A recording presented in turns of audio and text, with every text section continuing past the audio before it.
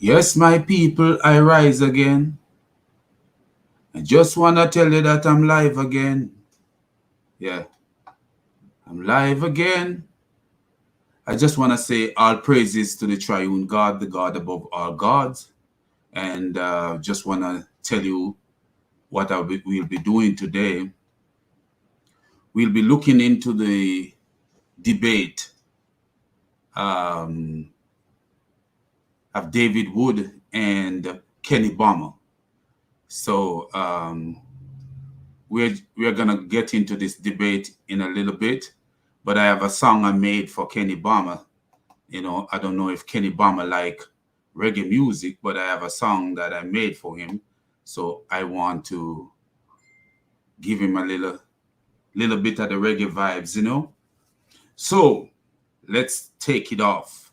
So it's like a music video. Yeah, for real. Yeah. So what I call it now? I call it Kenny Bomer. Yeah. Go to school, learn your English grammar.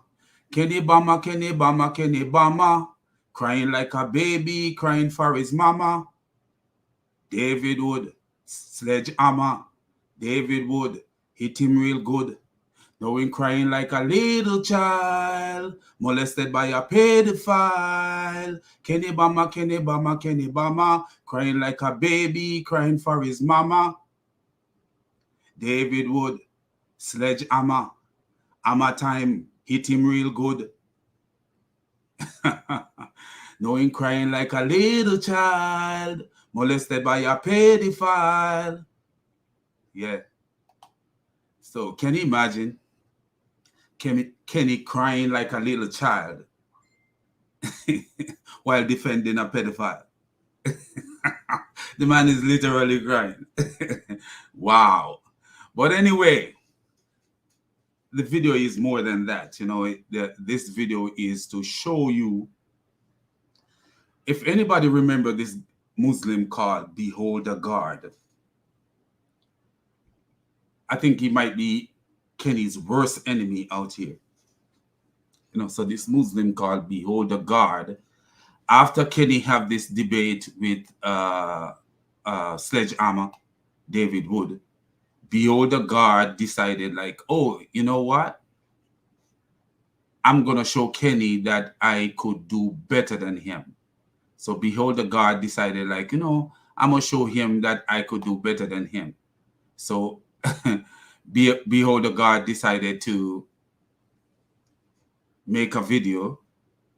And in this video, he is showing how he would have answered to David Wood. But, as I say, people like Behold the God is just noise, like totally noise, illogical noise. Because at the end of the day, he's gonna pretend as if he have a better way of answering to David Wood than Kenny Bomer have. But then you realize that what he says doesn't even make no sense at all. So we're just gonna go and show you a clip of Behold the God, this Muslim Behold the God, pretending as if he could do better than Kenny Bomer in the debate. Maybe he would not be personally attacking David Wood, and maybe he would, who knows. But like Kenny Bomer does, Kenny Bomer went on a rampage, a ranting, attacking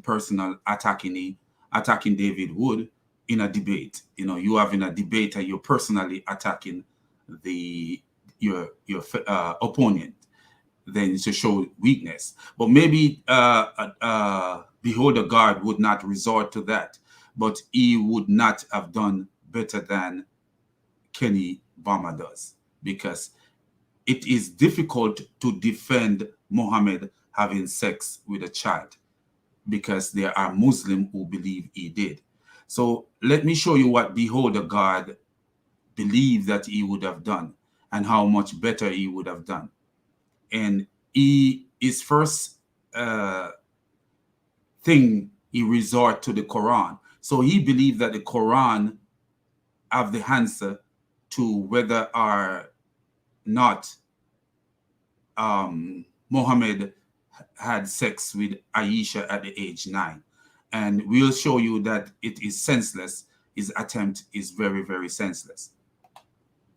So let's get into it. We'll show you how we deal with this naive Abdul.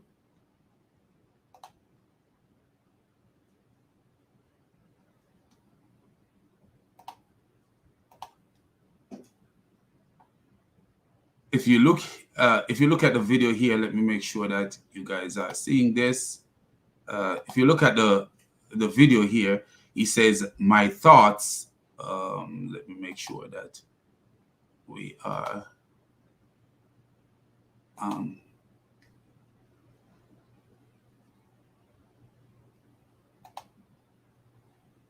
It actually says, "My thoughts on debate." Let's see.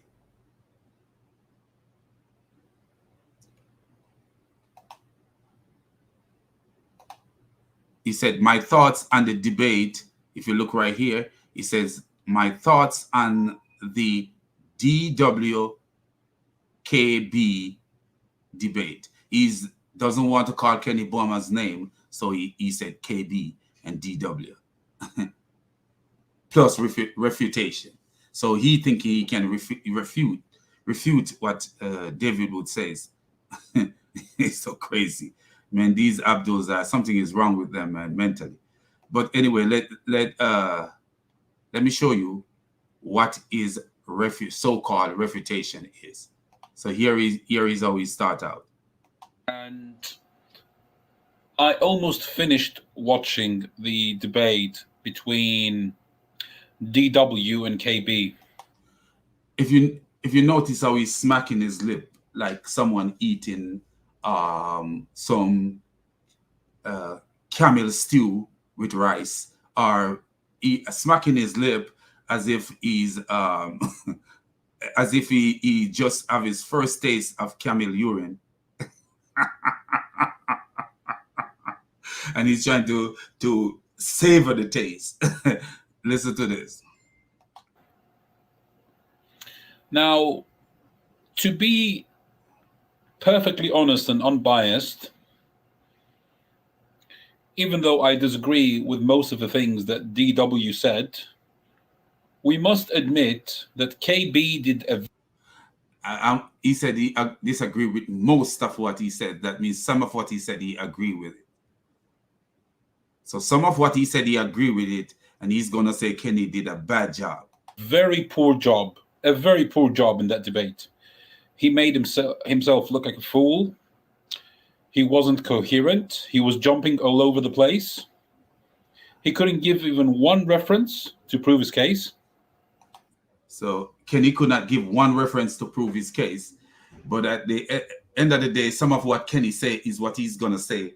You know, if you should have seen this old video, some of what Kenny says as a proof for his case is what this guy is gonna say. He's gonna attack the source, just like Kenny attacked the source, saying that the guy who gave the hadith is old and he was senile and all that stuff. Is the same approach he's going to take in one instance. But you're going to see what he did, and you will see that this literally what he says doesn't make any sense at all. Now, regarding the age of Aisha, I have written an entire all that smacking of his mouth, man. You know, and what he has written. So what this beholder God is saying, that he is more knowledgeable than people like Ibn Abbas, Ibn Kathir, people like those. He's more knowledgeable. Because that's what he is trying to come up with. Because if you do a research and you write something and all this stuff, that means you are saying that you're more knowledgeable than Ibn Abbas, who says Aisha was immature, when Muhammad married to her. So, and who is Ibn Abbas, Muhammad's cousin?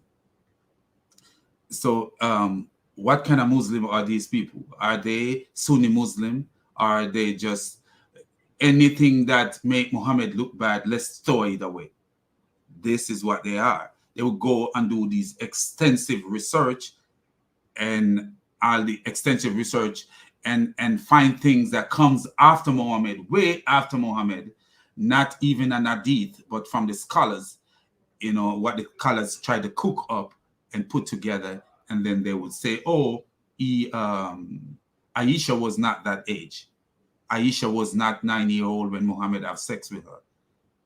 Entire refutation. I'm not going to go through the entire refutation regarding her age, but I'm just going to give you some key points, which will eventually, inshallah, close the case. Inshallah.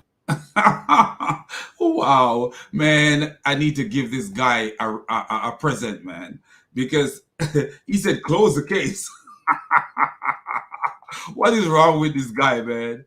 He said it will eventually close the case. What is wrong with him? That what he is going to say will eventually close the case. Who believes this nonsense?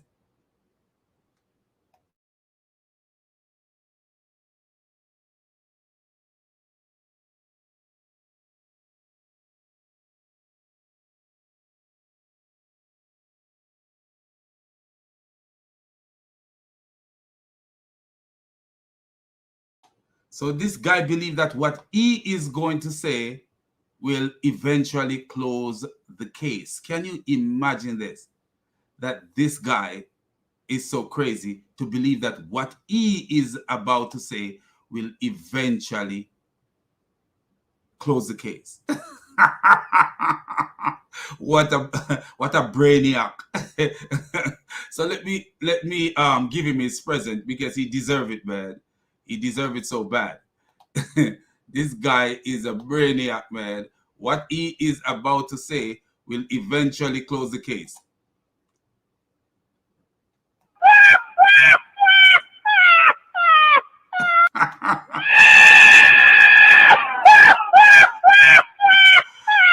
This guy is a donkey. What he is about to say will eventually close the case. Wow. Why this guy believe that his brain is bigger than Ibn Abbas? That he's gonna close a case. He's gonna eventually close the case. What he is going to say, and you will see what he's gonna say is senseless. It's just pure senselessness. Can't close no case. It must mean he's gonna close his briefcase. Hello, and God bless you too, my brother in Christ. God bless you.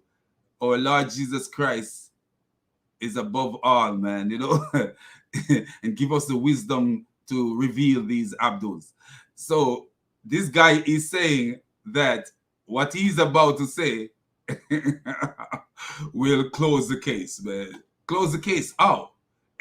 I would like to know how this Abdul is gonna close any case. So let's get back and show you what his attempt is to close this case.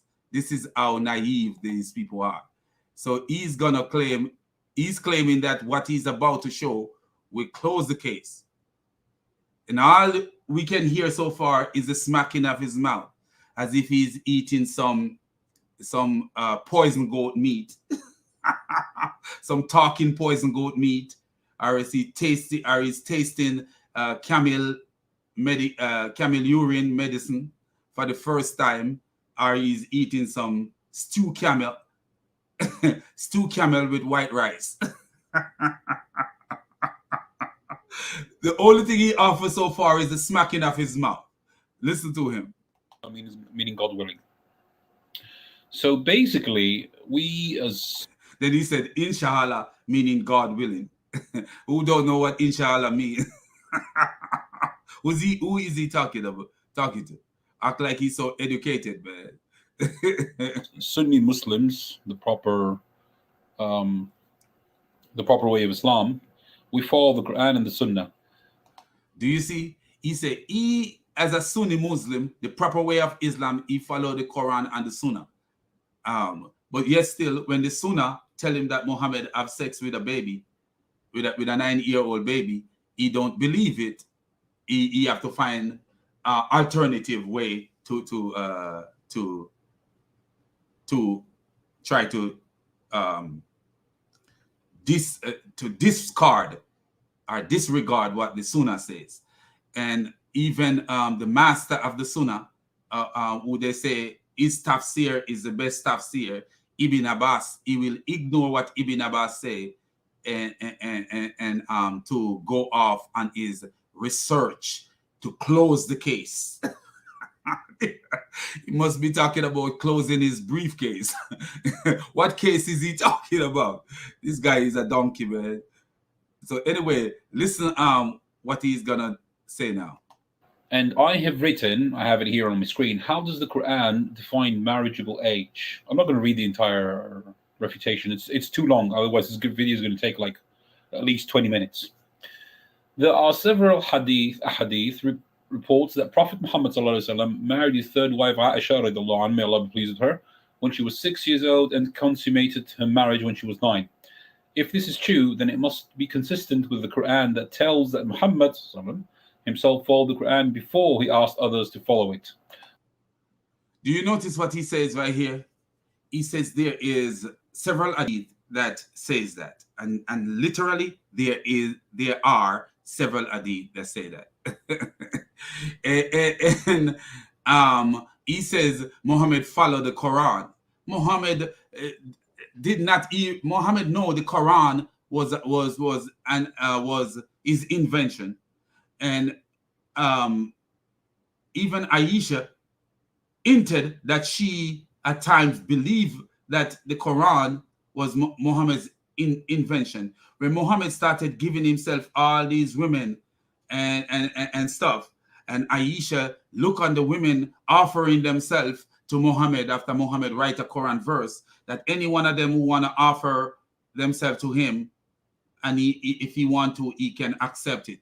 And the women coming offering themselves to Muhammad, Aisha says, I'm going to paraphrase because I don't really memorize exactly what she says. She says, it seems like your Lord hastened to fulfill your desire. Your desire. Your desire. So Muhammad have his desires, and this God hastened to fulfill the desire of Muhammad. Why would, if you believe in God, and God is fulfilling your husband's desire, why would you say something like that? It seems like your Lord, it appears that your Lord hastened to fulfill your desire. And then look, the Quran says, do not take the Jews as your friend or ally. But Muhammad was so cocky enough to disobey the Quran and go and eat from a Jewish woman after he just make a slaughter of the Jews. After he just make a slaughter of the Jews, he was cocky enough to disobey the Quran and go and eat from the people that he should not take for his friends. If the Bible says do not take a Muslim as a friend, if the Bible had said that, the Bible came after the Quran, said the Bible had come after the Quran and told me, do not take a Muslim as a friend, I would not eat from a Muslim. And do not take a Muslim as an ally. I would not eat from a Muslim. Because some Quran translations say friends as a friend, and some says as an ally. But, just to show you how the Quran was a stupid book, is a stupid book. Do not take the Jews as your friend or ally, but you could marry to a Jewish woman. The Quran is a mad, stupid book. And that's why Muhammad did not take it serious. And I will show you where Muhammad used to forget the Quran. So if the Quran was if he studied the Quran and followed the Quran so much, why was he forgetting the Quran?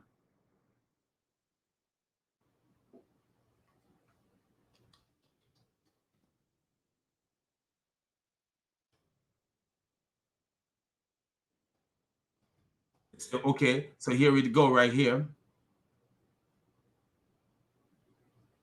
So Muhammad forget the Quran.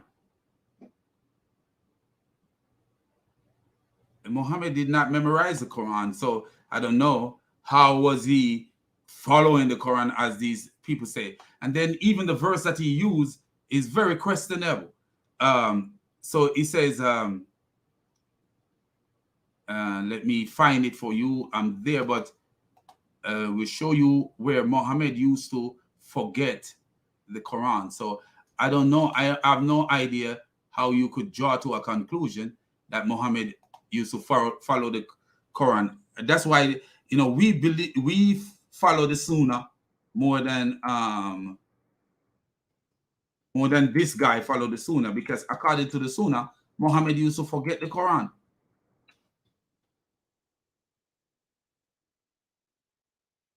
Okay, so here it is. We know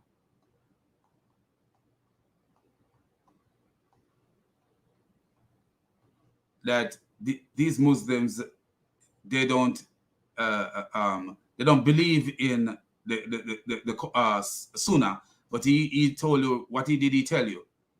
So this is Sahih al-Bukhari, book 61.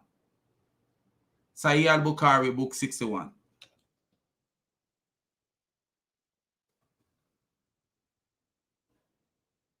Sahih al-Bukhari, book 61. And we go into it. The Prophet heard a reciter. So this is book 61, volume 6, book 61, and number 562. The Prophet heard a reciter reciting the Quran in the mosque at night. The Prophet said, "May Allah bestowed his mercy on him, as he had reminded me of such and such verses of such and such surah, which I missed." So which I missed. But listen, it's not the only. It he said which I missed. How did he miss it? Listen how he missed it. Volume 6, book 61, number 556. The Prophet heard a man reciting the Quran in the mosque and said, "May Allah bestow his mercy on him. He had reminded me." Reminded. If you need to be reminded of something, that means you forget it. In another hadith, Muhammad said that he was caused. It was caused to forget. He says he was caused to forget the verse.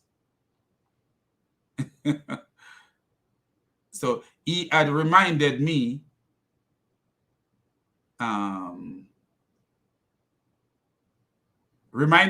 of such and such verses of such and such surah. So the man reminded Muhammad of the verse. So that means Muhammad used to forget the Quran. If you remind me of something, that means I have forgotten it. And literally, there is an hadith that actually said that Allah, he was caused to forget. So Allah caused him to forget the verse. Yeah, remind me of such and such surah, which I was caused to forget. So let me see. Right here, I could show you where Muhammad forget.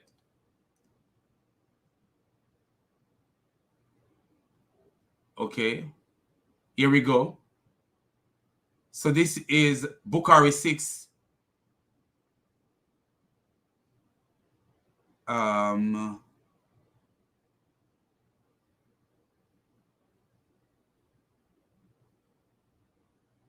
So this is Sahih Muslim, book 4, number 1720. Aisha reported that the Apostle of Allah, may peace be upon him, heard a person reciting the Quran at night. Upon this, he said, may Allah show mercy to him. He has reminded me of such and such a verse which I missed in such and such a surah. So he missed it. Reminded and missed. Do you see that? Then Sahih Muslim, book 4, number 1721. Aisha reported that the apostle of Allah, may peace be upon him, listened to the recitation of the Quran by a man in the mosque. Thereupon he said, may Allah have mercy upon him. He reminded me of the verse which I had been made to forget.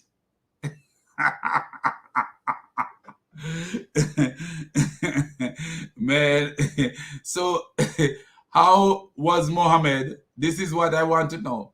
How was Muhammad following the Quran before his marriage? If you forgetting the Quran that you reveal, I want to know about that. The Quran does not assign a definite number to the age at which a man or woman becomes adult or ready to marry. However, so the Quran does not assign an age to when a woman become adult and ready to marry. But there's a however and a smack of the lip. There's a clear definition of the marriageable age as per Quran, chapter 4, Surah An-Nisa, chapter of the woman, verse 6. Is there really a clear definition? When the guy read the Quran, I don't think that these guys read the Quran with not with any wisdom or with any form of logic when they're reading the Quran. Listen, what he's gonna say is a clear definition that marriageable age. Listen. Which says, make trial of orphans until they reach the age of marriage. If then ye find sound judgment in them, release their property to them. Notice what he says. Make trial or whatever test of orphan until they reach the age of marriage. If you find sound judgment in them, release their properties to them. That means he's talking about inheritance. So release their inheritance to them when you find a sound judgment and the age of marriage. But listen what the Quran is going to say, and this Abdul is going to take it as if, but that's not the end of it, the end of the Quranic verse. That's not the end of the Quranic verse, but he's going to take that and run off with that. His verse is talking about two concepts here. First of all, notice he go off teaching about concept. Let me show you, because I had to answer to him, and let me show you what the verse is saying. Let me show you what the verse says. Here is the verse. And test the orphans in their abilities until they reach the age of marriage. Then if you perceive in them sound judgment, release their properties to them. Okay, so if you've found sound judgment in them, release their property to them. So you test them until the age of marriage. That doesn't say that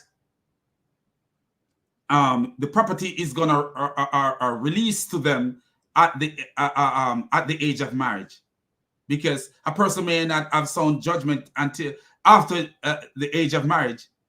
It says you test them until the age of marriage. Then if you perceive in them sound judgment, release them. When you perceive sound judgment in them, because not everybody marriage have sound judgment. And now listen what this says right here. Listen what this says. And do not presume it is do not presume it excessively and quickly. So you don't do that excessively and quickly, anticipating that they will grow up. So anticipating that they will grow up. So the age of marriage, this verse is not really telling you that even at the age of marriage you should release their properties to them. It says until it says if you perceive in them sound judgment. That mean if you perceive in them at the age of marriage sound judgment. And the age of marriage can be any age. But listen what this says. And whoever, when acting as a guardian in is self-sufficient, should refrain from taking a fee, and whoever is poor, let him take according to what is acceptable. Then when you release the property to them, bring witness upon them as sufficient to Allah account. But notice, the age of marriage, you test them till the age of marriage. And then if you perceive in them sound judgment, release their property to them. But if you're testing somebody to the age of marriage, when a person married, you can't hold on to their thing no more. If it's even a 6-year-old, you cannot hold on to their property no more. Why?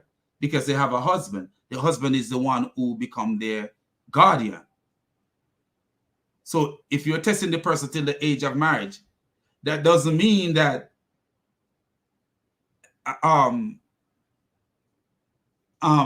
if the person is married at 6-year-old, you have to release. He says test the orphans until they reach the age of marriage. So what is that saying? If the woman, the kid, let's put it this way, if the kid reach 6 years old and they married the kid, you can't continue to test that kid, because what? The husband of that kid, the so-called husband of that kid, is the one now in charge of that kid. So you can't continue to test the kid because you're not the guardian of that kid no more.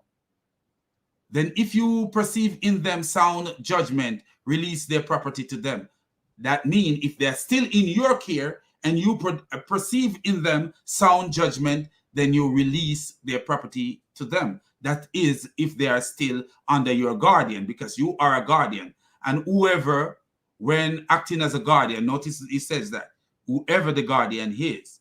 But listen this. So I said to him, the verse is not saying you cannot marry a pre-pube girl.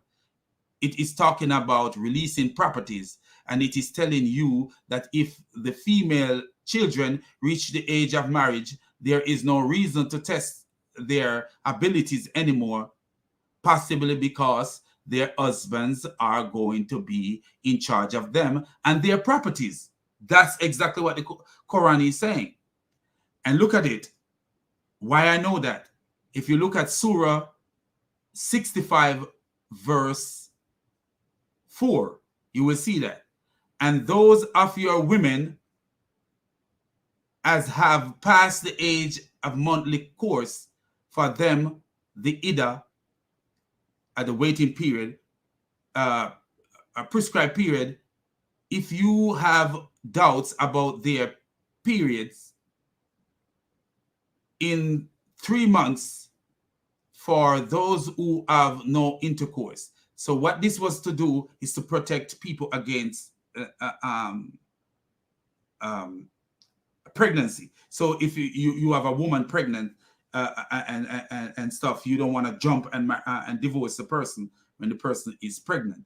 That is, they are still immature. Notice, this is Ali Khan, and Ali Khan says, for those who have no intercourse, that is, they are still immature, the Ida prescribed period is 3 months likewise, except in case of death.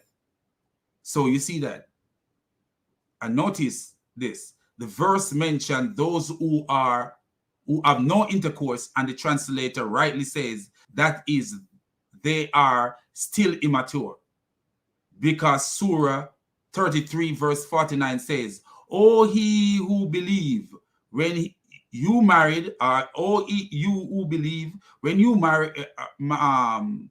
marry believing women, then divorce them before you have touched them.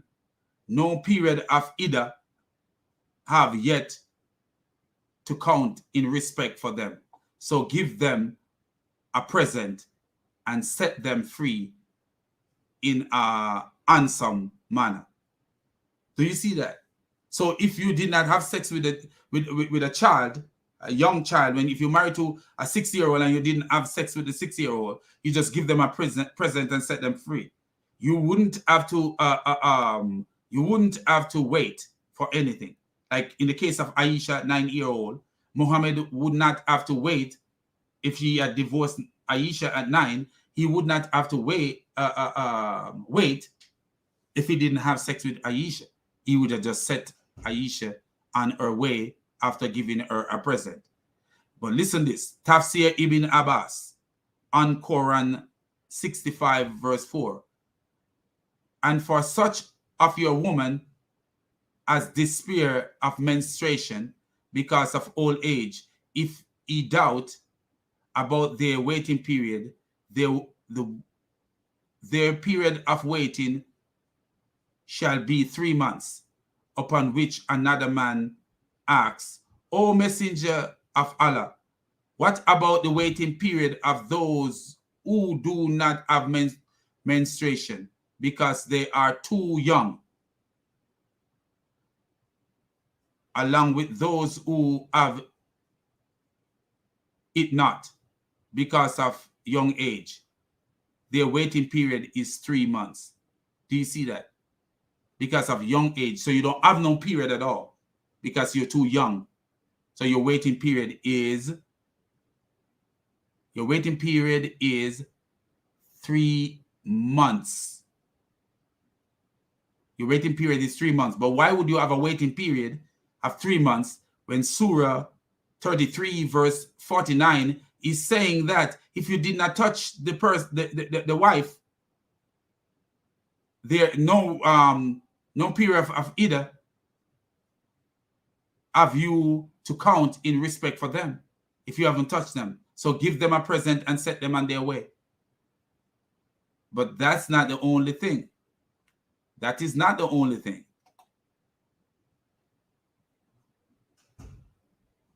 Look,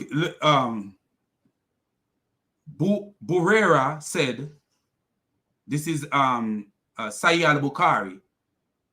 Burera said, no, by Allah who have sent you the truth, I have never seen in her anything faulty. Say somebody asks question about Aisha, and this guy called Burera is saying, no, by Allah who have sent you the truth, I have never seen in her anything faulty, except that she is a girl of immature age. So the only fault she have is a girl of immature age. So who is fault? Who is the fault? Who is at fault right then? Who sometimes sleep and leave the door for the goats to eat? She fall asleep and leave the door for the goats to eat. A 9-year-old girl, little baby, falling asleep because you're making food and you fall asleep and the goat eat the dough. She's 9. Oh, poor child. But look at what he said. Except that she is of immature age, and that's the only fault he found. Except that she is of immature age. So that man was seeing a fault in Muhammad marrying an immature age girl, because why would that be a fault if she's of immature age?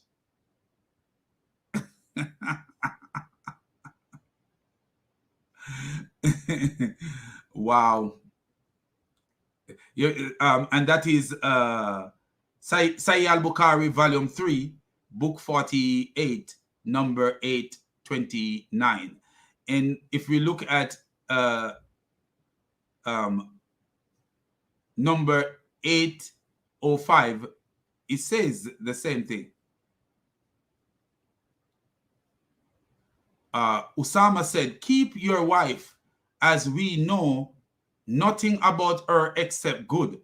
Buhera said, I cannot accuse her of any defect except that she is still a young girl who sleeps, neglecting her family dough, which the domestic goat come in to eat. Man. She fall asleep, leave the dough. A baby sleeping. Wow. So you see that this Muslim trying to use a verse that have nothing and is not saying anything about so you test them until they reach their marriage age, but that doesn't mean that the test is the test would stop because they are at a marriage age. No, you are testing to see if their mental ability is ready for the money. So you test them until a marriage age, but why? And at the marriage until a marriage age, you know, marriage age is a long-lasting thing. A marriage, you know, according to Islam, a marriage age could last all the way from 6 years old until you are 20, 30, 40, 50, whatever. So you are testing them all through that time. So immaturity, you know, what you're testing for, you're testing to see if they're ready, if they have the what should I say, the acumen or the wit to manage their own affair. And as far as we are seeing here, Aisha did not have the wit to manage her own affair. She did not have the wit to manage her own affair. So when you look at what this Muslim is saying, it does not add up. It does not add up at all. What he's saying, using the verses, that verse to say, it doesn't add up. As I show you that, you know, the test the orphan in their abilities until they reach marriageable age. So until they reach marriageable age, you know, so you could say, okay, I'm testing them until they meet marriageable age. If you perceive in them sound judgment, so if you perceive in them, notice the preposition, if you perceive in them, release their properties to them. You know, so marriageable age could be from 6, you know, and all the way up. So you still continue to test them during that period of marriageable age, you know, but you're testing them to see what if you perceive in them sound judgment. That's what you're testing for. That, you know, not because it says test the orphan in their ability until they reach marriageable age. That doesn't mean that the test finished there.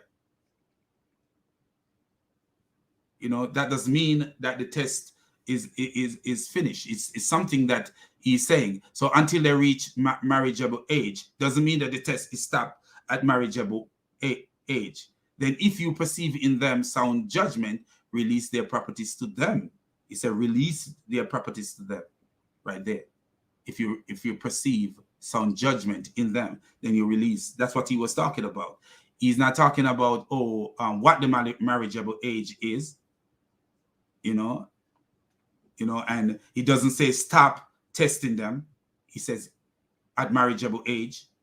No, he says if you perceive in them sound judgment, release their properties to them, and do not consume it excessively and quickly, anticipating that they will grow up. See, do not greedily consume their money, anticipating that they will grow up.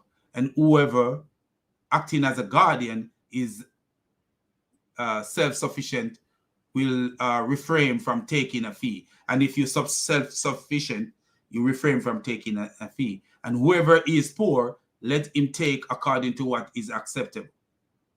Then when he release the property to them, bring witness against them and sufficient in Allah account. So at the end of the day,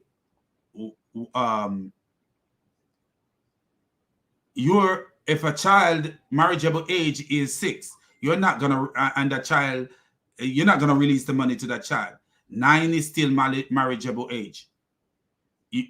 You're not gonna release the money to the child. But if the child is married, then you have to release the money, because what? The guardian switches to the husband. The guardianship of the child switches to the husband. But we're gonna let another this is what we do here. We let another Muslim rebuke, one Muslim rebuke the other Muslim. So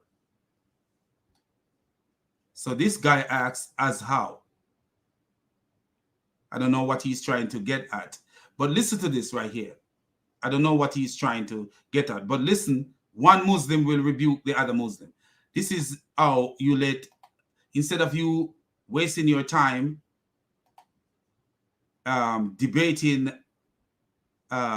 beholder God, we let another Muslim show beholder God that what he's saying make no sense.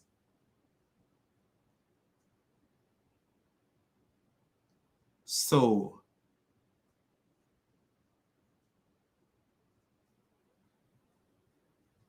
okay, so right here, we will let this guy here. If you look just at the Quran, you will get the indication that you can have sexual intercourse with a 5-year-old.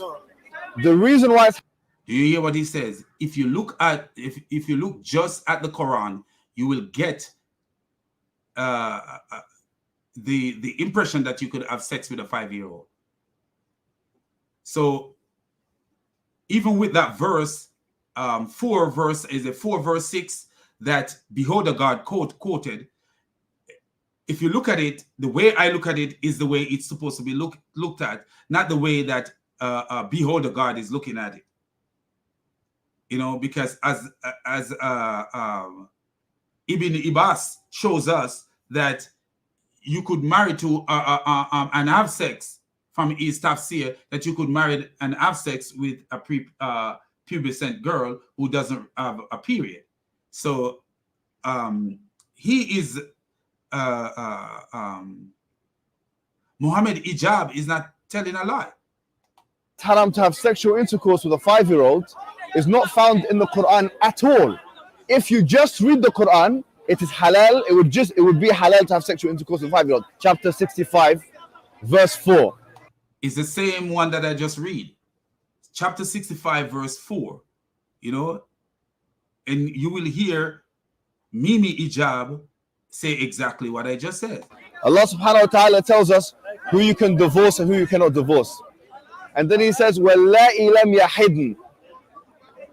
وَاللَّائِ لَمْ يَحِدْنَ. And the ones who had never been pubescent before. And by the way, this is very important, yeah? I want all Muslims to be aware of this.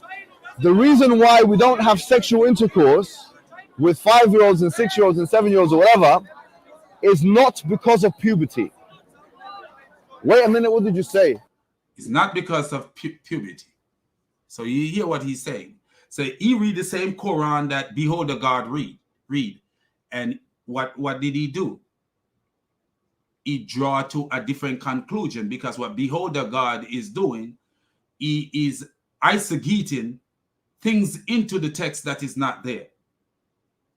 He's not representing the text correctly, because as I show you from what I read and from even my own research, and I answer him, you could see from 33:49 it says, "Oh, you who believe, when you marry believing women and then divorce them before you have touched them, no period of either have you to count in respect for them. So give them a present and set them free in an handsome manner."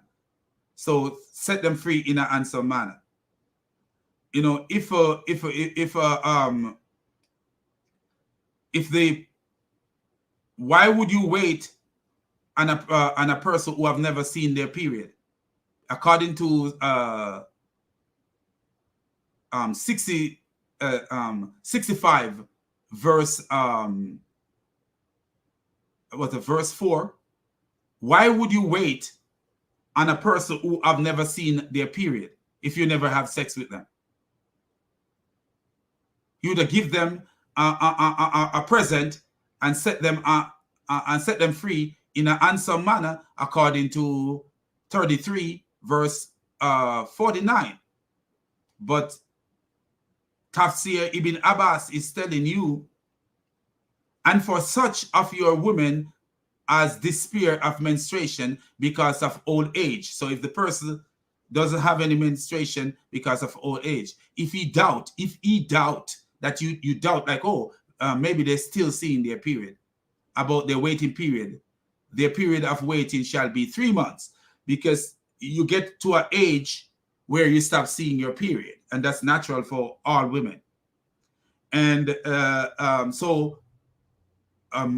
Muhammad is telling them, according to Ibn Abbas, his cousin, that the waiting period, if you doubt that this woman haven't reached to the age of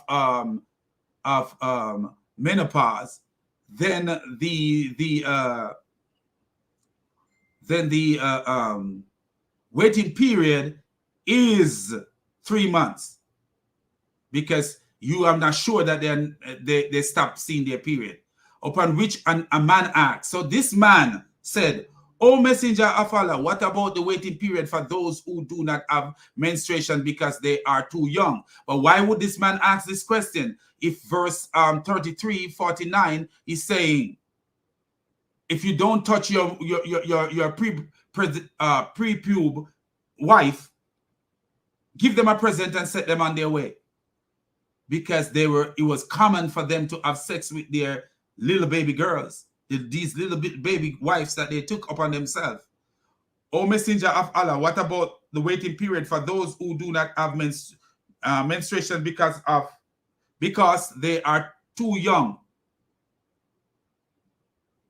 along with those who have it not because of their age? Their waiting period is 3 months.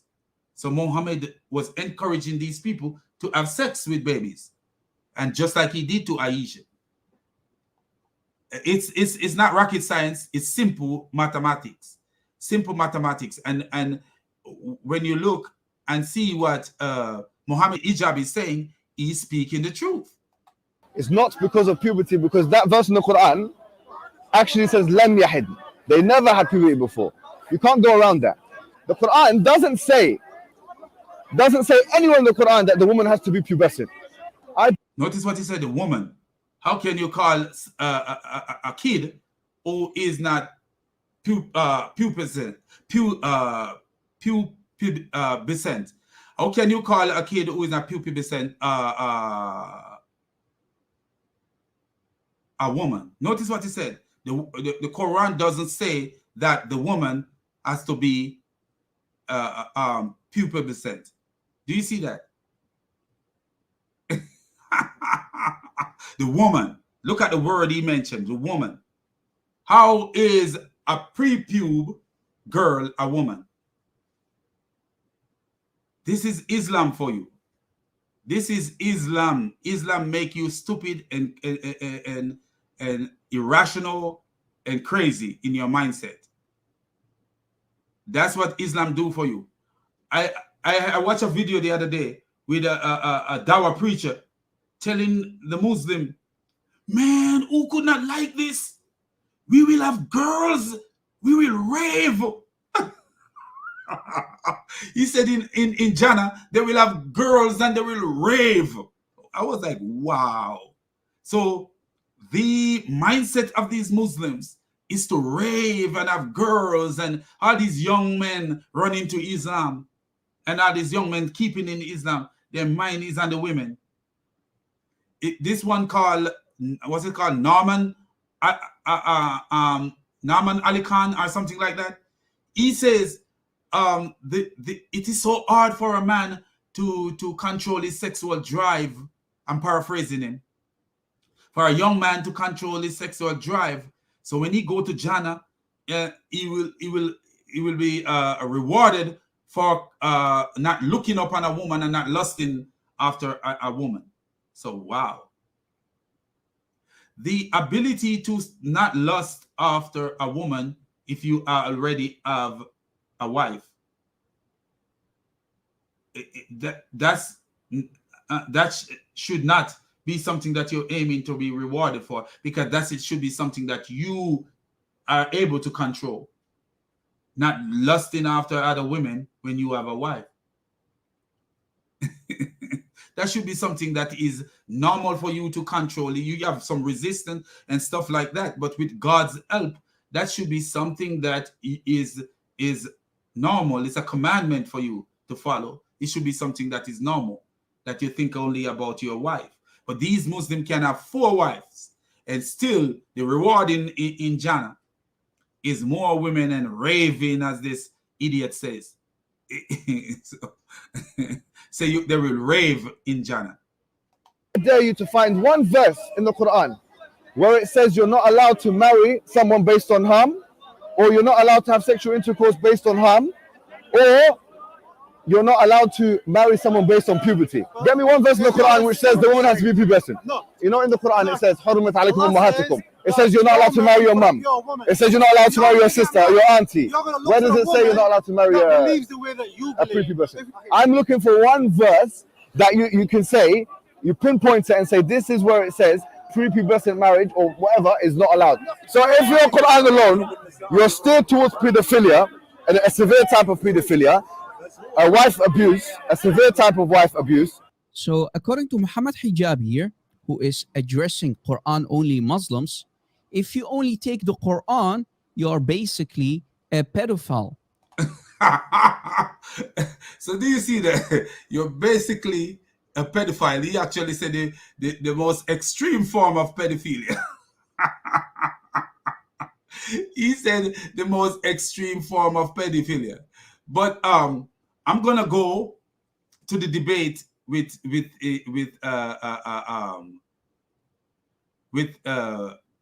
Kenny Bomer and David Wood, and I will show you something what Kenny Bomer does, just to show you how these Muslims are, just because it's just totally illogical. Let me see what my brother say here. I debate the guy on Muhammad in the Bible a while back. He didn't have a British accent then. Yes. Yes. Behold, the God is a fake. I know. I talked to him before and he didn't have that British accent. It's a fake accent. You're right, my brother. I said, no, look at this right here. Let's go to the debate itself. We see something that Kenny Bomer says, and you will see how naive this guy is, man. So here we go. Kenny Bomer.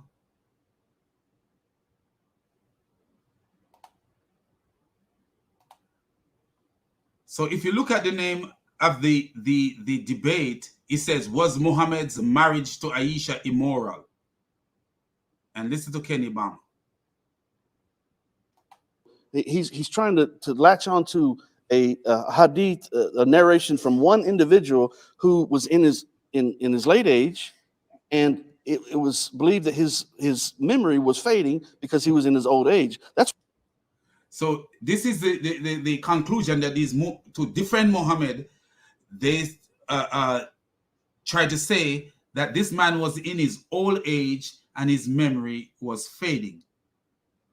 So this, I think the man was like 73 years old, and they said he was in his old age and his memory was fading. How many 73-year-olds still got their full knowledge of things? And where is it indicated that this man's memory was fading? But guess what? We'll use another Muslim. We let another Muslim debate Kenny Bomer on this issue and show you that according to this other Muslim, it didn't come from one source. It did not only come from one source that Muhammad had sex with Aisha at 9 years old. So let us show what this other Muslim believe, because Kenny Bomer is just a naive ranter. And we're just going to show what this other Muslim believe regarding the issue with Muhammad having sex with Aisha at 9 years old. So listen this.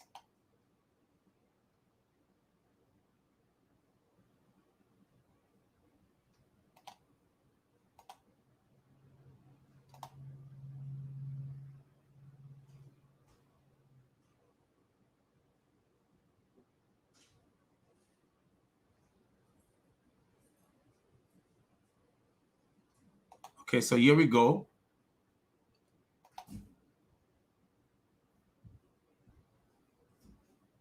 And now listen to him.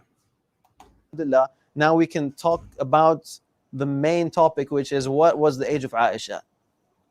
Now we all know, we all hear that in Sahih al-Bukhari, the narration of Hisham bin Urwa from Aisha, the age of Aisha, according to her, was 9 years old. And then we have some so-called scholars, to be honest, saying that, oh, Hisham was weak, oh, we can't rely on this narration.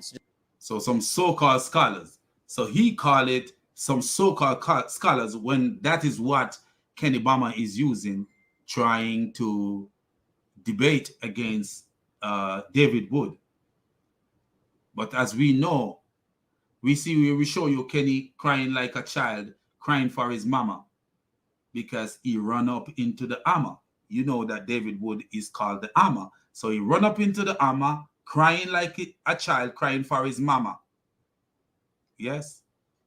Crying like a little child, defending a pedophile. Ain't that ironic?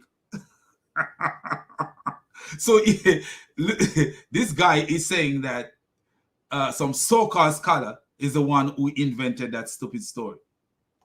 Just in Bukhari. It's not just in Bukhari. It's in Sahih Muslim.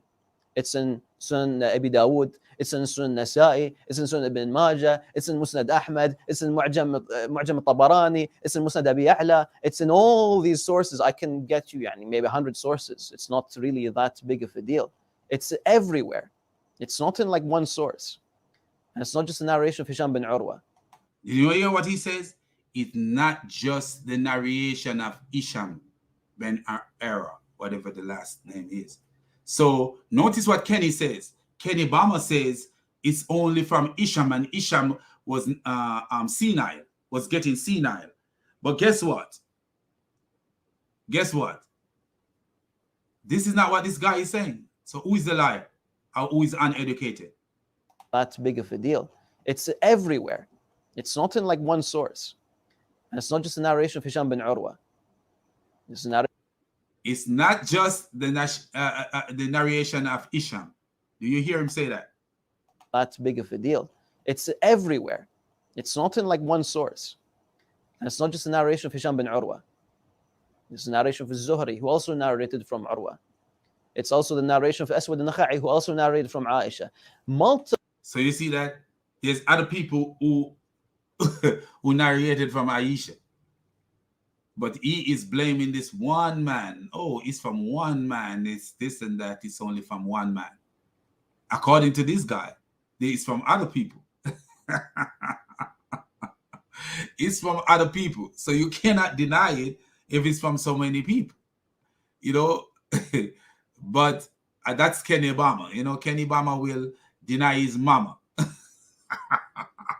If to make Muhammad look good, Kenny Bomer will deny his mama just to make Muhammad look good.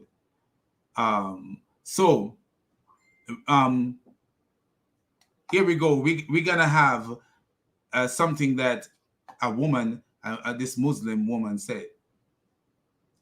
So now that we show that this is from everywhere, and Kenny cannot deny that this is from everywhere. And behold, God doesn't have an answer. He believes he have an answer, but he doesn't have an answer at all. And using the Quran, because Mimi Ijab is showing you that if it's only the Quran, you could have sex with any age baby if you're only dealing with the Quran. And look at this right here.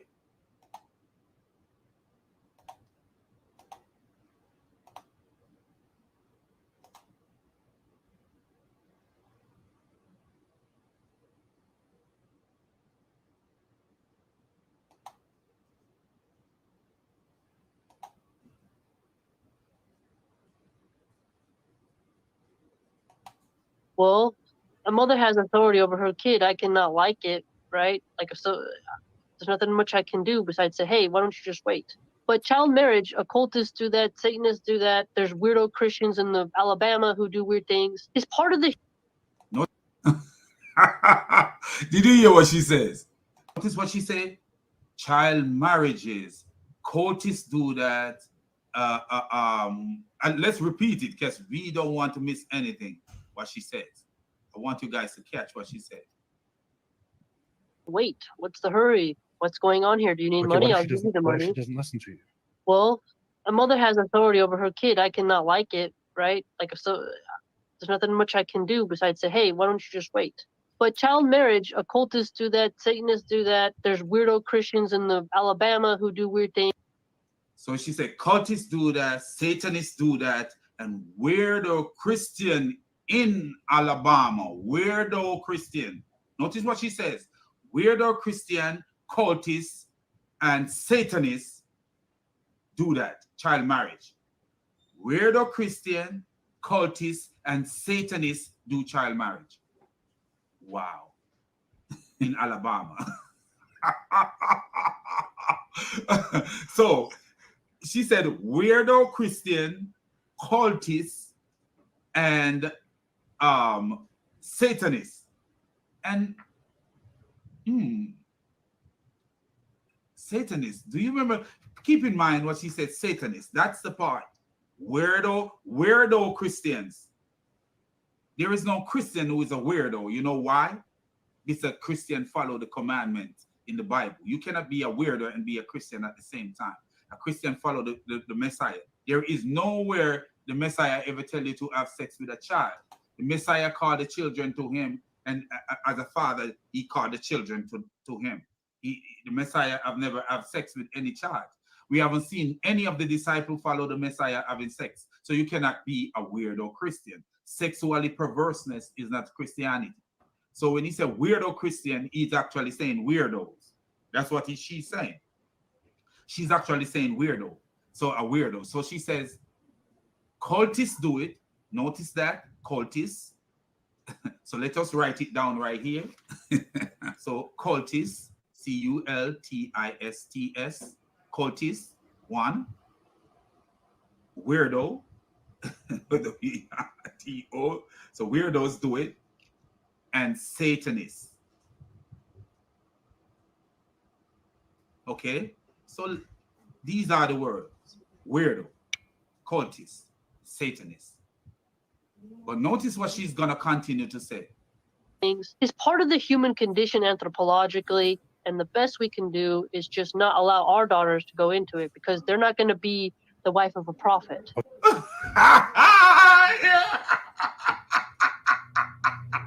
We got to bring out the donkey for her, man. The donkey must come out when she says, occultists do it, weirdos do it, cultists do it, and Satanists do it. But we must not allow our daughter to do it because they are not going to be the wife of a prophet. A weird prophet, a cultist prophet, and a Satanist prophet. Because she comparing, she lining up. Occultists do it, weirdos do it, and Satanists do it. But we are not supposed to allow our daughter to do it because they're not going to be married to a prophet. Wow. In the Mormon craziness, didn't that guy said he was a prophet? He said he was a prophet, right? Because anybody could say they are a prophet. Anybody could get up and say that they are a prophet. But this lady is saying child marriage, cultists do it, weirdos do it, and Satanists do it. And we are not to allow our children to do it because they are not going to be married to a prophet. So a man who have sex with a 9-year-old is not a weirdo, is not a cultist, is not a Satanist, but a prophet. Do you see the craziness? That's the craziness of Islam, you know. But I'm gonna read a story for you guys to show you the differentiation between a woman and a child. And the story is about Jesus and Jairus' daughter. So, you know, if we could go through this. So it says, Jesus started off with him. So this man came to Jesus. Okay, let's start from here. It said, Jesus went back across the other side of the lake. And at the lakeside, a large crowd gathered around him. Jairus, an official of the local synagogue, arrived. And when he saw Jesus, he threw himself down at his feet and begged him earnestly, notice what he says, my little daughter is very sick. Notice what the man says. My little daughter is very sick. Please come and place your hand on him and him. And remember that Jesus called the little children to him. The Bible said Jesus called the little children to him. And here is this man telling you, my little daughter is very sick. Please come and place your hand on him so that she will get well and live. Then Jesus started off with him. So many people were going along with Jesus that they were crowding him from every side.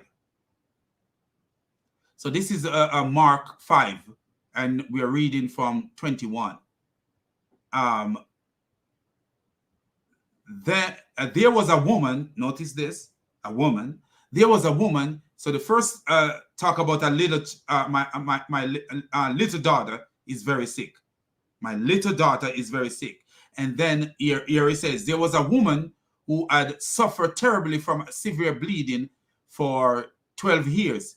Even though she had been treated by many doctors, she had spent all her money, but instead of getting better, she got worse all the time. She had heard about Jesus, and she came in the crowd behind him, saying to herself, if I just touch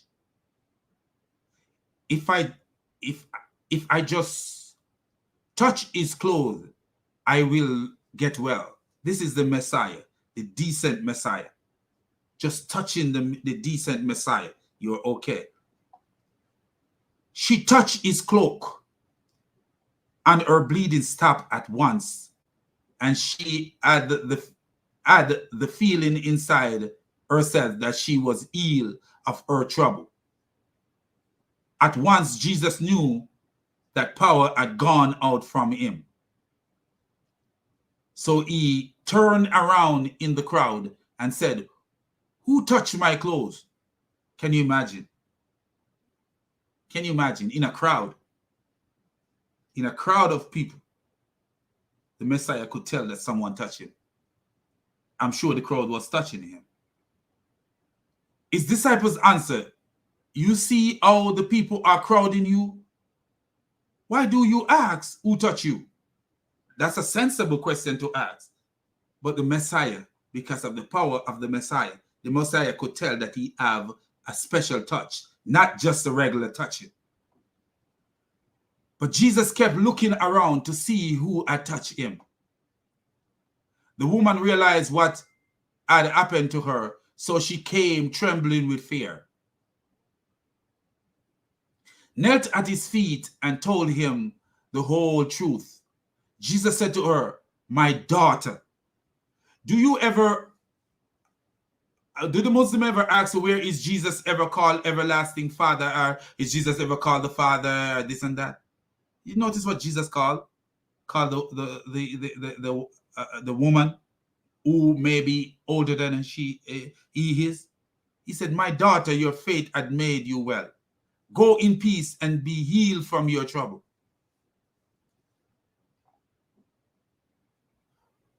While Jesus was saying this, some messages came from Jairus' house and told him, "Your daughter has died.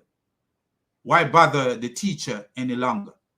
Jesus paid no attention to what they said, but told him, "Don't be afraid, only believe."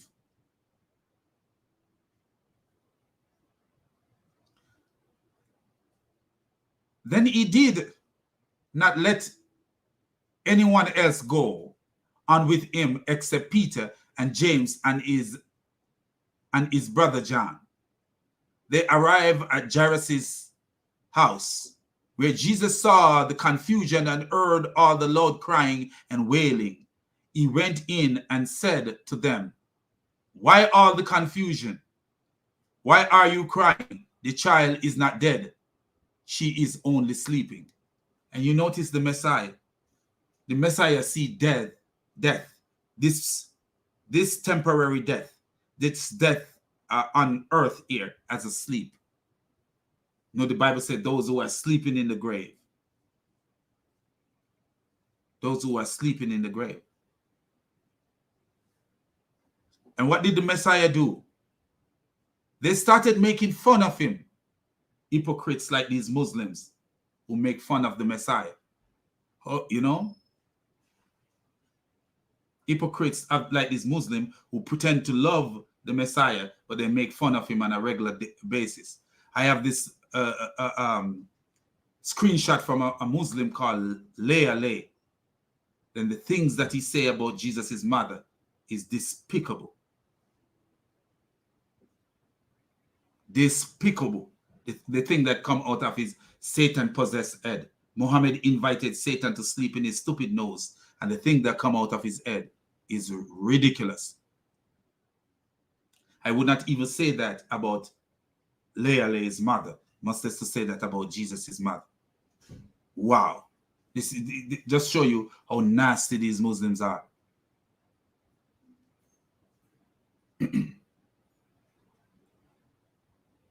And so they started making fun of him. So he put them all out. Yes, he should have beat them like he beat those people in the temple.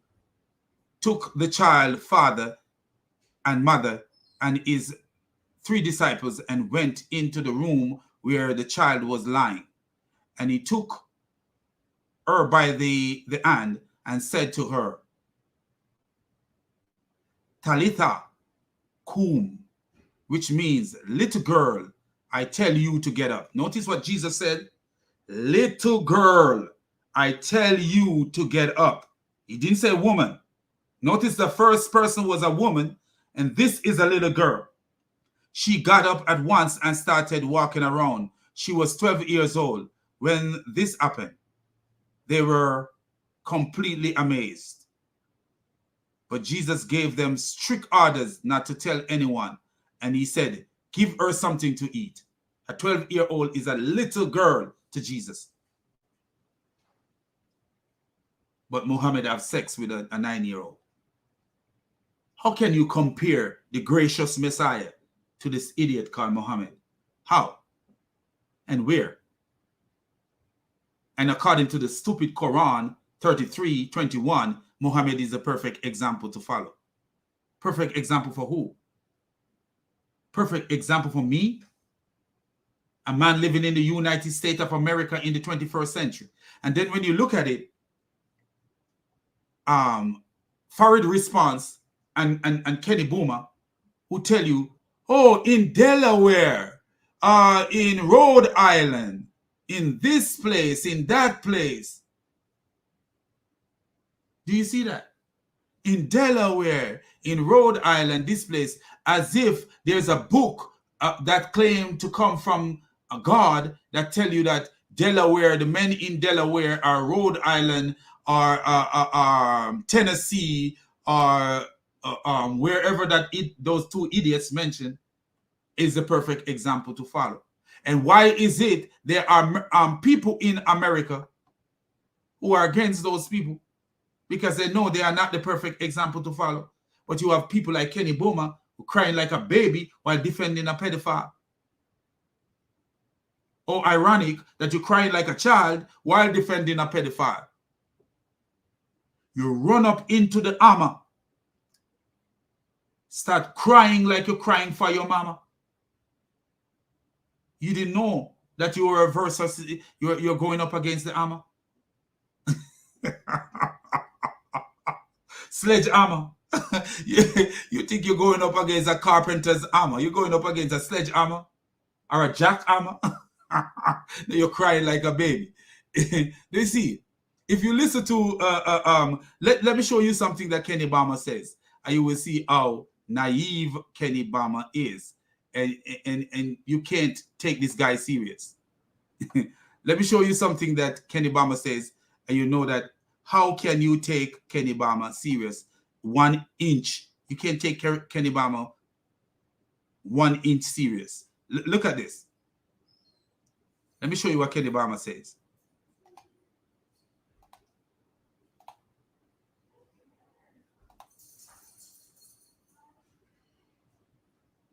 This guy, I think Kenny Bomer have something stopping his mental ability from being the greatest that man should have, that Jesus created you to have. So let me look at it and we'll show you. If you it should be 39 29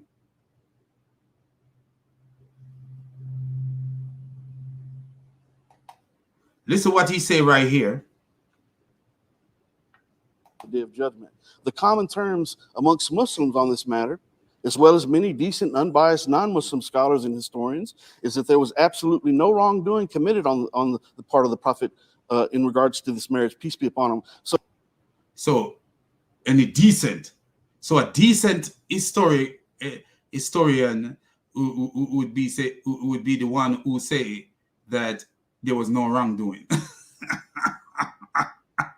So the historian that is saying that there's a wrongdoing would not be decent. Sleeping with a 9-year-old would be decent. Okay, but look at what he's gonna say. So he's gonna talk about the common that's a common consensus. That's actually what he meant to say. That is a common. Let me play him over so you guys could hear what he's actually trying to say.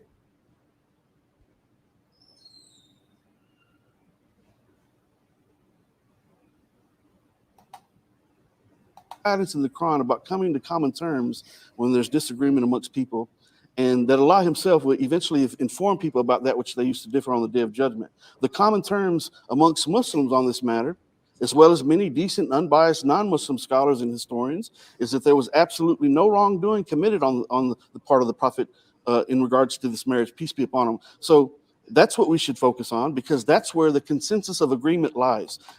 He said that's where the consensus of the agreement lie. So that's where you should focus on. But listen to what he's going to say right here. And you see that something is wrong with this guy's brain.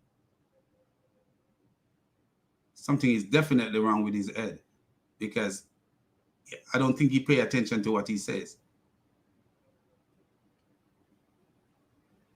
Oh, I got it. Oh.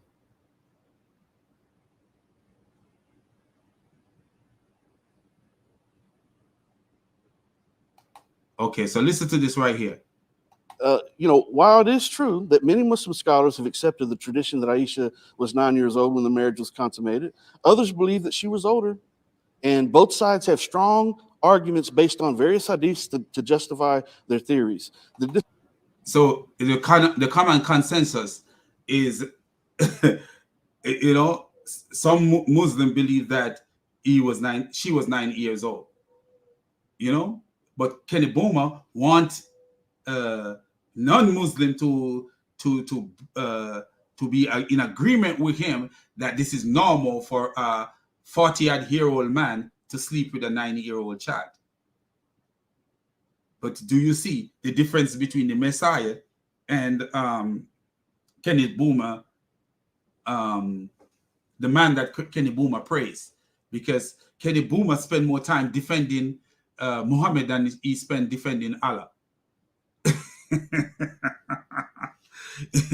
You know, but see, the contradiction is the common consensus. You know, the common consensus is what? Is what? So if you disagree with Muhammad having sex, which Kenny Boomer disagree with? Kenny Boomer disagree with Muhammad having sex, and that's why he's fighting so hard. Kenny Boomer, he disagree with Muhammad having sex.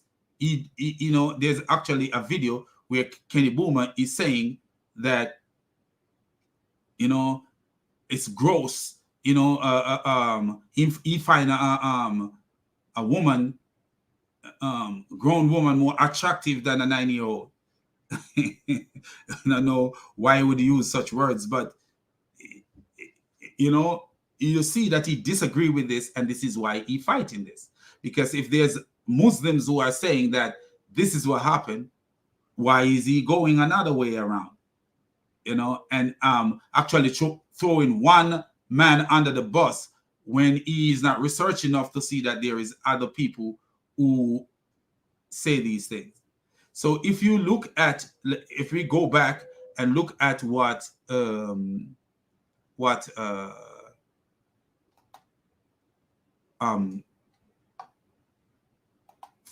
Farid response says, that we will see that Farid does not agree with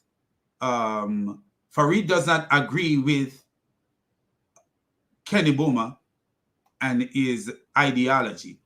Farid actually believes that there were more sources than that one man that Kenny Boomer is attacking. So if you look at what Farid response will say, you will see that Farid response. What happened here? I don't know. Multiple sources, multiple individuals, multiple people who have met Aisha, narrating from Aisha, saying, I was 9 years old when I got married to Rasulullah. So you see, it wasn't one person, according to Farid. And Farid is more educated on these things than Kenny is. Kenny don't try to educate himself. What Kenny do is, Kenny is a ranter who write books, trying to make money from Islam. That's what Kenny trying to do. While spreading lies. You know, he don't try to educate himself. You know, his books are the most shallow crap you could ever read. You know, no depths in them. Any baby apologist could rip Kenny's book apart. I remember one time this guy called Bisi Kutu was ripping Kenny book apart while they're debating. Kenny keep muting the guy because Kenny did not want the world to know that he wasn't very intelligent in making up these nonsense. They supporting nonsense. So, you know, as I say, you know, I just want to, you know, I got to go to work today, and it's raining and snowing, ice and all kind of thing at the same time. So I know I got to set out early to get to work because my job is necessary. You know, all jobs are necessary, but, you know, my job is extra necessary, you know, taking care of people that, you know, in times like this, you might be the only person who show up for work sometimes. To be real with you, and you have to be everything. you have to be everything when you show up like that. But Jesus would do it. So why should I complain? If the Messiah, the creator of the universe, would do it, why should I complain? If he come as a man, and you see what he did to that little girl and to that woman, I can only be the hand of the Messiah, even though I get paid for doing it. But I and I am even in a better place than the Messiah in that sense, because I get paid for doing it. The Messiah do it out of love and pure love. Not that I don't do it out of love. I do it out of love, because I would not call off today. I remember 3 years ago, not 3 years ago. I'm sorry for the error. That was like about 7 years ago. My car run off the road on the highway because there was ice and everything everywhere. And my car run off the road. There was many cars running off the road. And my car happened to be one of the car running off the road because of the kind of car I had. And it was stolen. In the morning when I went to get it with AAA, it was gone. They stole it. But I didn't worry about that.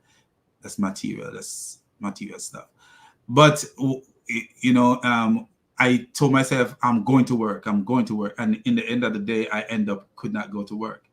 Because after they stole the car, I had to call for help. Somebody to come get. No, after they stole the car, after the car run off the road, and I couldn't get it back out of the dish, I had to call somebody to come and get me, to take me to work. And then I had to call off the next day because my car was stolen. Wow. But that was the past. Today, I'm going to drive like a turtle, but I'm going to get to work. So I want to say, I love to the Muslim, I love to everybody, the love of the Messiah, because it's a commandment. Love your enemies, love your fellow brother, love everybody, it's a commandment. And a commandment, love is not a gushy emotion. Love is an action. So I want to say peace out, but I want to read something that my brother said. Adamu Bala. He said, Mustafa, will you give up your 6-year-old daughter to a 53-year-old man for marriage? Think very well as a human being. He won't think as a human being, friend. He's not. Do you notice what the woman say? Let me play what the woman say, and then you will see how they think. This is how they think, my brother. I'm gonna play you what that Muslim woman say, and you will see how they think. This is how they think. You can't get nothing different from them. This is how they're gonna think. She deserved the donkey, man. She deserved to be shown who she really is. Do you see? It takes Muslim to reveal who Muhammad is. A Muslim woman is actually revealing who Muhammad is. So we're gonna give her a present for Christmas, and then we're gonna go back and listen to what she says again. So here we go. This is her present.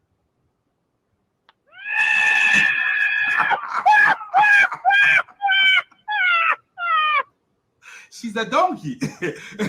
She's a straight up donkey. Do you hear what this lady says? Where does married to do child marriage?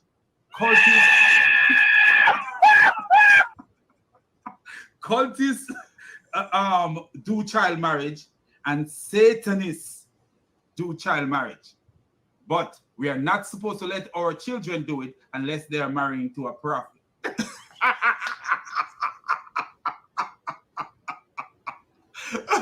Do you hear this lady, man?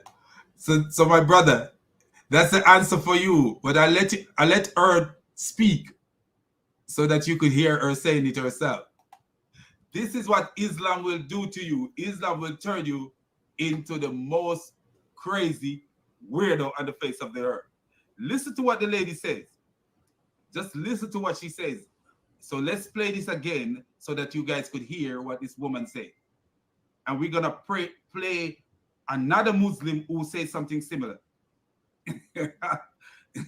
Listen to what this woman said. Listen to what she says.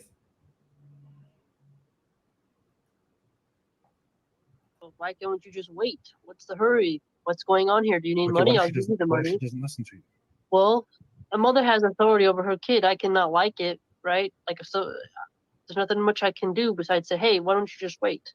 But child marriage, occultists do that, Satanists do that. There's weirdo Christians in the Alabama who do weird things. It's part of the human condition anthropologically, and the best we can do is just not allow our daughters to go into it because they're not going to be the wife of a prophet. Okay.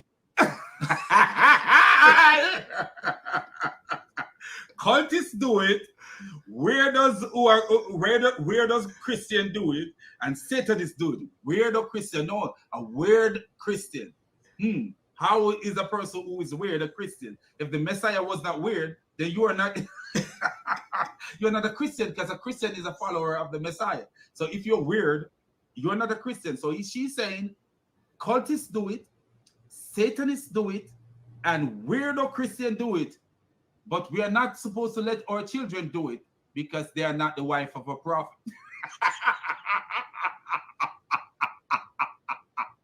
Do you see the stupidity that comes from Muslims' mind? Wow. So, my people, God bless you all, man. And we pray for these Muslims so that they will see the light, you know. And my previous video is stolen from David Wood, in a sense. You know, I just add a little more flavor to it. And it shows where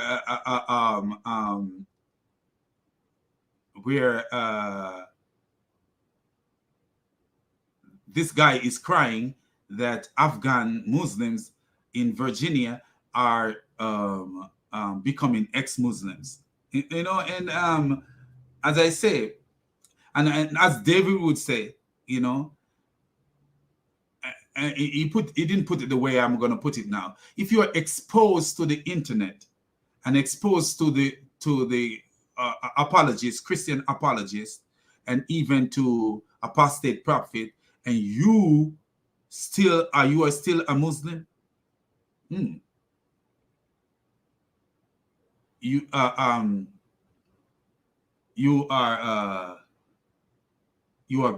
sealing your blindness, just like Isaiah 29, verse 12, 11, 12, 13, talk about the prophets that are sealed in their blindness.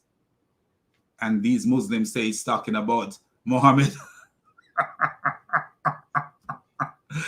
These Muslims are sealed in their blindness. You know, you can't help them when you are only God Almighty can help them. You just got to sow the seed and leave it alone. You know, because if you continue to defend Muhammad after you see all these stuff revealing, it is crazy. And there's more and more revealing. And, you know, the people, the apologists like Hussein, both Hussein, and Steve Hussein and another young guy called Hussein, I can't remember his last name. And you have like Christian Prince and Rob Christian and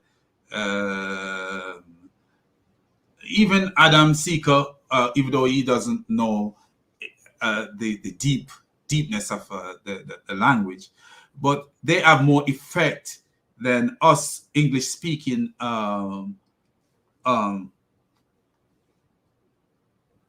English speaking apologists, in a sense, because they could go into the Arabic, the things they could find, that the things that are hidden from us who do not speak Arabic. There's many things that are hidden from us. I see the guy Hussein reveal some things, and I'll be like, wow, you know, make you want to go out and learn Arabic, like, you know, learn to speak the language, because that guy reveals some things to you. You'll be like, wow.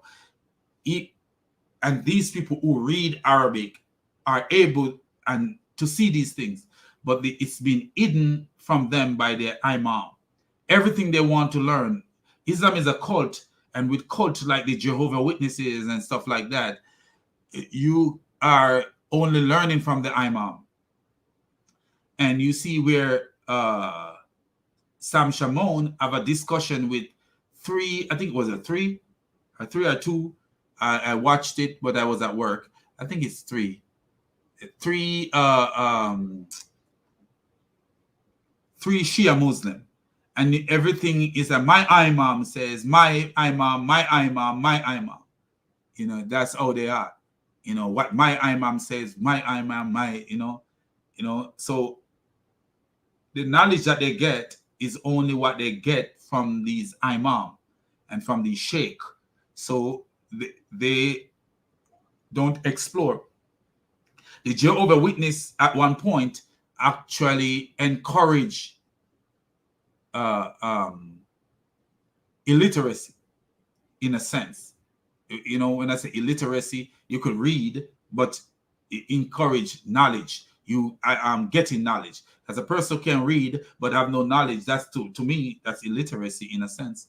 If you have no knowledge at all, but you can read, you know, and they encourage you finding sources, other sources, finding things out from alternative sources other than the watchtower. So I'm gonna say peace out and God bless you all, man. I love you, man. You have to do this one before I run off to this job to take care of the people like I would like to be taken care of. So I'm gonna say peace out and God bless everyone who subscribed to the channel, you know, and everyone who listened to the video, everyone out there, you know. So let me get out of here.